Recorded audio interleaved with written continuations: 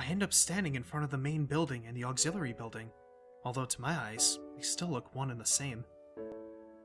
It's the first real look I get at the other students, so I watch people coming out of the school, going towards the gate or the dorms. Everyone seems to know where they are going. And I still keep thinking that most of them don't look too special for being students at a special school. Then again, neither do I. Does that make me one of them?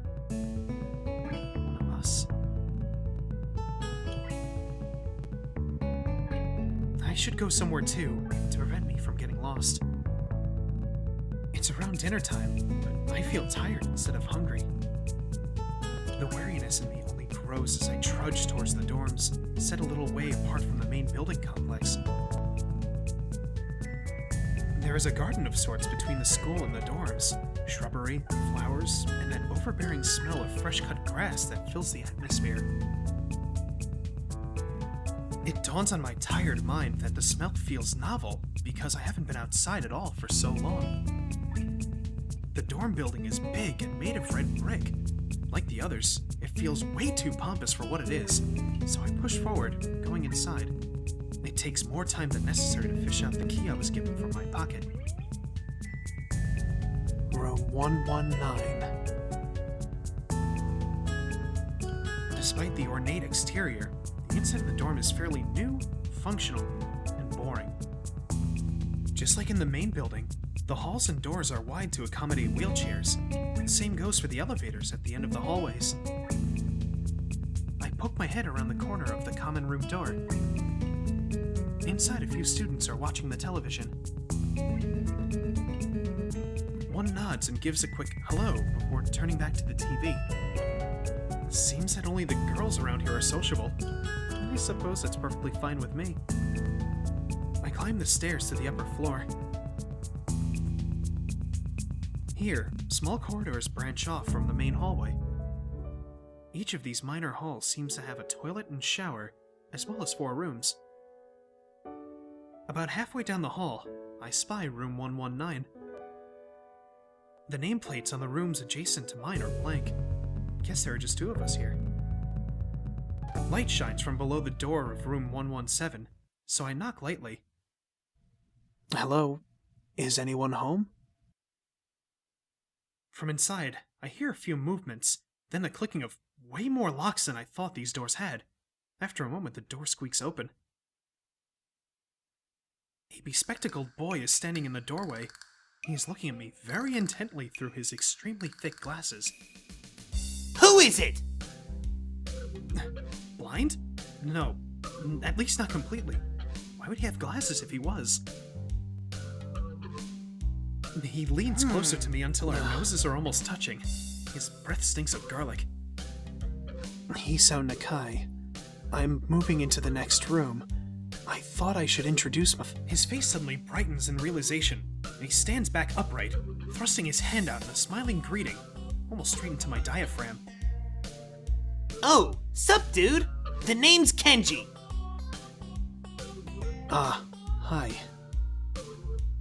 I take Kenji's sweaty hand and shake it, still a little rattled by the sudden change of attitude and vehement welcome. There were some suspicious-looking people going in and out of your room earlier. It was probably my parents. Your parents? You sure? 'Cause it could have been some other people, too. You can't judge a book by its cover. His out-of-place proverb is left hanging between us awkwardly as I try to think of some way to respond. I'd say the chances are high enough. He shudders and makes some exaggerated hand gestures. You're a brave man, Hisao. Me? I don't think I can trust the chances. The only one I trust is myself. Does that mean I shouldn't get to know you either? He thinks about this for a while. A wise decision. Damn, you are smarter than you look. Probably. What do you look like? I hope not smart. He He squints his eyes and leans closer again, but I lean backwards to dodge it. Never mind. It doesn't matter. With that, he turns, fumbles around for a moment in search of the door handle, and shuts the door behind him. I slide the key into the lock of the door marked 119. Bleak beige walls, white linen, a desk made of some type of light wood, ugly curtains. It's no one's room, impersonal, like my hospital room was. My bags are sitting at the front of my bed, looking a lot emptier than they did this morning. The closet is sitting open, stocked with my clothes. Also, it seems that there are a number of school uniforms hanging there as well. A note is pinned to the sleeve of one of the shirts. Hi, Hee-chan. We've unpacked your things and made your bed. They said that if these don't fit, then you should go to the office tomorrow. If you have any problems, you can always call us. Love, Mom and Dad. Well, at least I don't have to worry about unpacking. I kinda hoped I would've. Then there would've been something to do. It's still too early. I put the note down on the desktop and lie down on the bed, feeling drained. Lying there makes me want to read something. I have nothing with me. I wonder if the hospital conditioned me to wanting to read whenever I had nothing to do. The restless urge just keeps growing until I have to stand up. Maybe it's stress or something. I was pretty nervous about it before coming, and for the entire day too. I still am, I think. Damn, I have to distract myself somehow, so I won't be this unnatural all the time. Tomorrow, I'll go borrow some books from the library. Yeah, I'll do that. But for now... The bottles of medications neatly arranged on my night table catch my eye. I pick up one and shake it just to hear the contents rattle inside, and then read the glued-on pharmacy label. Hisao Nakai. 2 tablets daily to stay alive. It doesn't really say that, but it could just as well.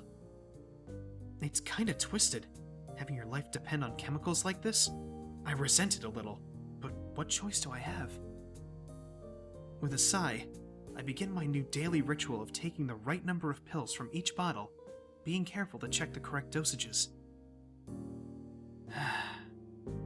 I lie down again, feeling hollow and uncertain, and after that I keep staring at the blank, unfamiliar ceiling for a long time.